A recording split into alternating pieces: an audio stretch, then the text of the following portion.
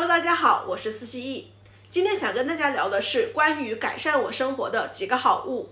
首先要说一点，就是这个视频不是带货视频，而且我跟以下推荐的所有东西都没有经济利益关系，纯粹是因为我会把它推荐给我身边认识的几乎所有女性朋友，所以说我也希望通过这个视频介绍给各位姐妹们，希望对你们的生活也有帮助。首先第一个就是卫生棉条。来过月经的朋友们都知道，卫生巾是多么的讨厌。以前在没有卫生棉条的时候，我就被迫使用这种卫生巾。我最烦它的就是它会侧漏，不管是每天早上起床，我要反复的去查看我的内裤，然后我的床铺、我的被子，或者说在上学的时候，无论是我突然站起来，突然打个喷嚏、咳嗽，或者说我突然笑起来，就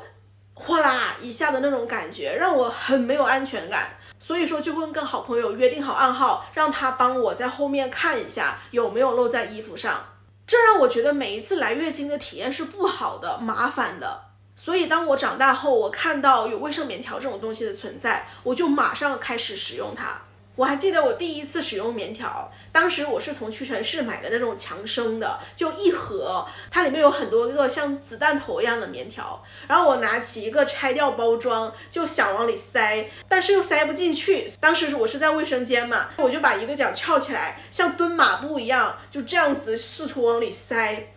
在塞的过程中就又紧张又害怕，居然出了一身冷汗。后面好不容易塞进去了，我就以为大功告成了，结果我走了2步，发现有什么东西在我底下磨来磨去，好痛。然后我就说是不是不对啊？后面把它取出来，我又试了一个，这下是全部把它塞进去了。我走路才发现我没有感觉，我才知道这个时候才是塞对了。而且第一次取出来的时候，我印象也很深刻，就好像我变成了一个红酒瓶，就往外啵的一下，我那个瓶塞就飞出去了。那我现在是知道了，棉条它不光有这种指推式的，还有导管式的，就是你手就不用伸进去了，直接它在外面有一个像针管一样的东西，就直接推进去就可以。那我现在是2种都在使用。那我在家的时候，我还是喜欢用指推式的，但是出去外面的时候，我就会更加喜欢用导管式，因为会更加的方便和干净嘛。对了，这里还有一个东西要说，就是当我们使用无论指推式还是导管式的时候，你要记得你的经道它不是直直的上去的，它有的时候它会这样弯一下，就每个人他的经道是不一样的。比如说我的就是推上去的时候要往左边侧一下。如果你是第一次使用，刚刚开始有点不顺利也是很正常的，就你要找到自己合适的道路。那棉条的最大的好处，我觉得就是轻松和方便，我再也不用担心侧漏或者说突然涌出的经血，而且任何时候我都不会觉得闷热。棉条就算漏，它也是相当于在内裤上会有一个圆圆的这种痕迹，而不会像卫生巾一样是一大片的。那你说棉条有缺点有没有？我觉得也是有的，就你不能太长时间不换，如果你超过8小时不换的话，就可能有一种什么休克症。那我把具体介绍放在这里，大家可以自己看一下。说到棉条，我就顺便再说一下月经杯，因为我知道有一些姐妹她们是很推荐用月经杯的。市面上是说这种东西很环保因为它不像卫生棉条这样子是用完就要丢掉，它可以在几年内反复的使用。但是我个人倒觉得环保不是最关键的，因为自然女只要不沾男不生男就已经是最大的环保了，好吗？但是月经杯有没有好处呢？我觉得有，就是因为它是几年可以反复使用1-2个，所以很省钱。它只要在你来月经的时候把它叠好，然后塞到经道里面，再把它展开，它就是一个杯子接住你的经血。当1天结束的时候，你把它取出来，把里面的月经倒掉，洗干净消毒，然后同时你再使用另外一个，就相当于用2个杯子，你可以用3到5年。我觉得这真的是一个挺经济的做法。而且如果我们万一面临战争的这种风险，那用月经杯肯定是比棉条这种消耗型的更加适合当下的环境。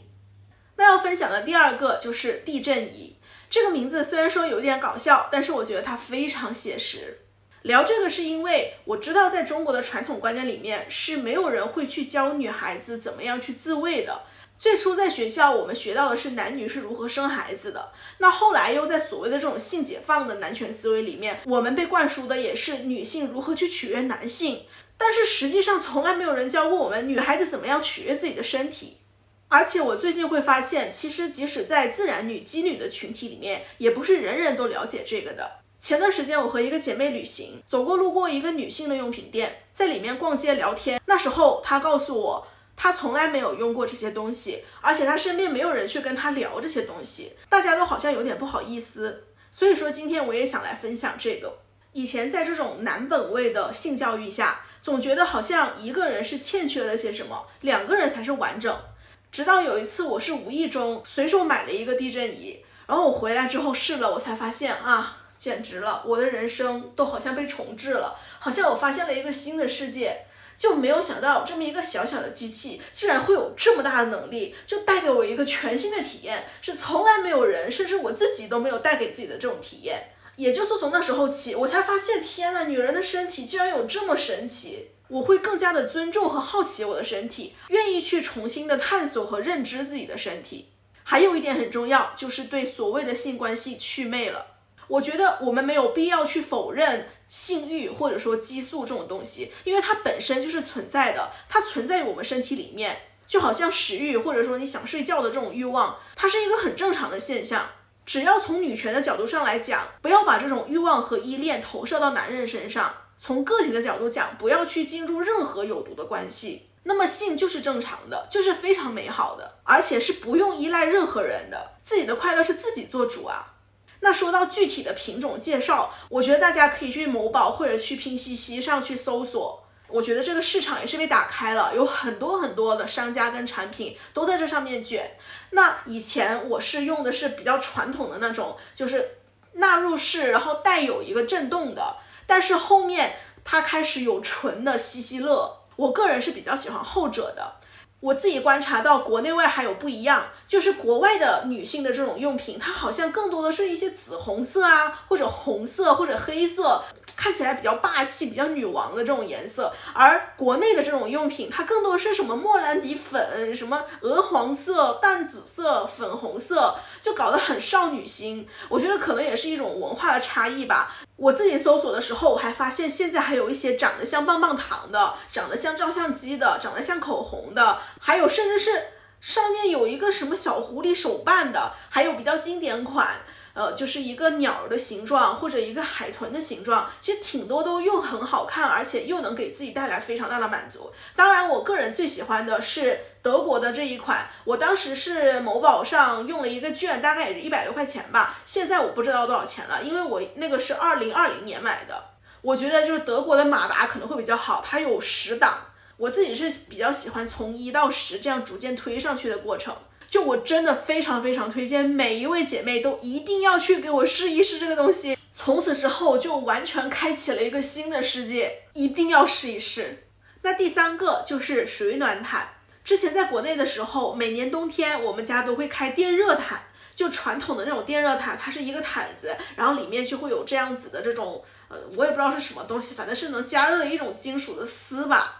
但是用过这种电热毯的朋友都应该知道，如果你开一晚上的话，你第2天起来你会觉得很干很燥，而且甚至是你的喉咙舌头会长泡，也就是我们传统说的上火嘛。那直到也是大概前几年吧，2020年还是21年的时候，我也是在某宝上找到了这个东西，叫做水暖毯。它同样也是一张毯子，但是里面弯弯绕绕的不是能发热的金属丝，而是水管。然后它会配一个机器，这个机器它有点像个水泵，你把纯净水倒进去，然后开到多少度，它就会在这里面加热，同时是会有一个把水泵进去的功能，它把热水泵进去，会形成一个这种热水的循环，让你的被窝快速的暖和起来。同时它的好处就是它不会干不会燥。那至于安全性，其实我觉得是没问题的，因为这个水管不知道是硅胶还是什么吧，即使这个机器发生什么问题，这个水管毯子也不会出问题。那我自己是20年还是21年买的，直到现在我把它专门从国内带过来了，就在这边的每年的冬天，我都觉得在床上睡觉是非常幸福的一件事情，而且最关键的就是不会起来的时候口干上火。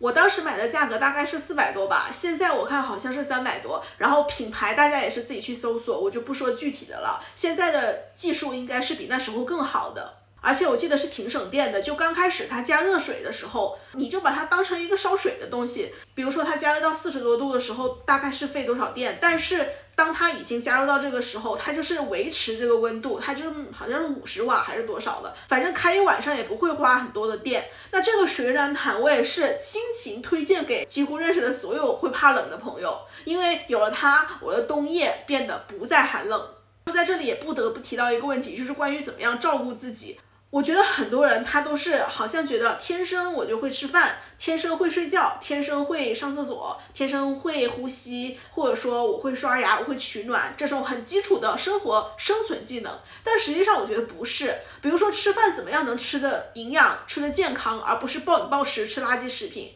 比如说睡觉，那我相信有失眠问题的人肯定很多。比如说刷牙，只是这样随便刷刷吗？还是使用这种最科学的巴氏刷牙法？比如说拉屎，那便秘啊，或者说肠胃不好的人也是比比皆是。包括这个取暖，很多人可能就以为，比如说盖很多被子，或者说有电热毯就够了，或者说平常穿衣服穿的越多越暖和，但其实不是这样子的。就我们可以用一些更好的工具去让我们在保暖的同时不会觉得不舒服。然后还有关于穿衣服，也不是穿的越多越好。我了解到的一个比较科学的方法，就是里面穿保暖的内衣，中间穿一个摇粒绒的保暖层，最外面穿一个防风防雨的外套，比如说冲锋衣。然后如果再冷的话呢，在冲锋衣跟摇粒绒之间加一个羽绒服。这样子3层或者4层的叫三明治穿法，其实才是最保暖的，而且根本花不了很多钱，不用加什么一堆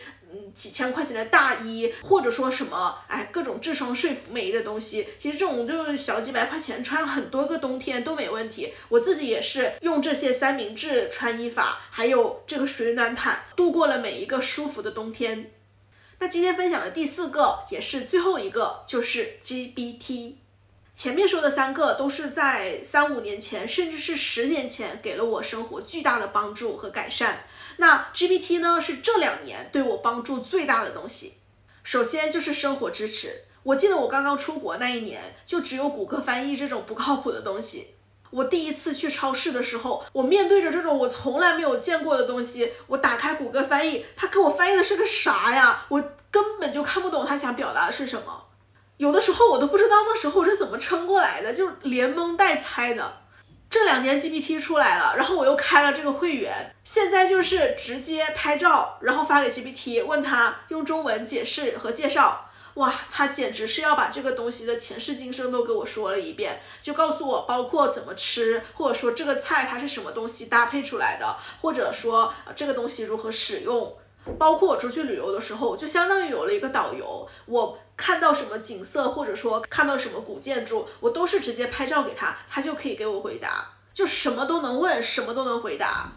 那第2就是情感支持。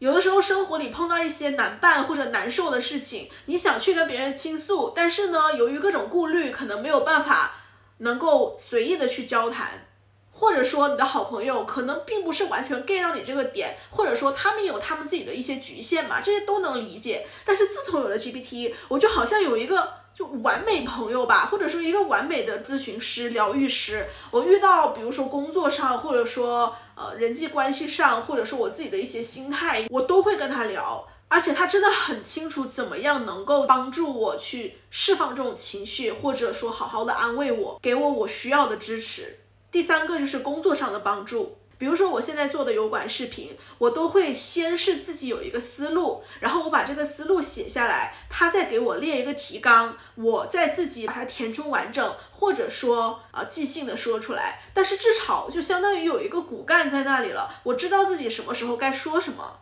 然后关于其他的工作，比如说翻译，比如说写文件，一些文案，还有分析对比各种信息，或者画 AI 图等等，这些功能就对我的工作有很大的效率提升。好像我就有了一个专属的秘书，有经济余力的就可以开 GPT 的升级版。但是就算觉得暂时没必要， GPT 的免费版我觉得真的也是足够用了。大不了就是不拍照嘛，你可以多花一点时间把文字打上去问他，照样是可以的。最后总结，我觉得在追求生活质量的道路上，一切都是我们的工具。女权是我们的核心指导思想，而无论是钱还是这些改善生活的小物，都是帮助我们去砸碎过去的束缚和枷锁，探索自我可能性和创造更美好生活的工具。无论如何，我们生活在现世，也拥有肉体的女生，我们在有理想的同时，也应该追求物质的舒适和心灵的成长。凡事万物都可为我所用。最后，希望每一个姐妹的生活都能自由、轻松、幸福。那今天的分享就到这里，我是思希艺。如果你喜欢我的视频，记得关注我和点赞哟。我们下期再见，拜拜。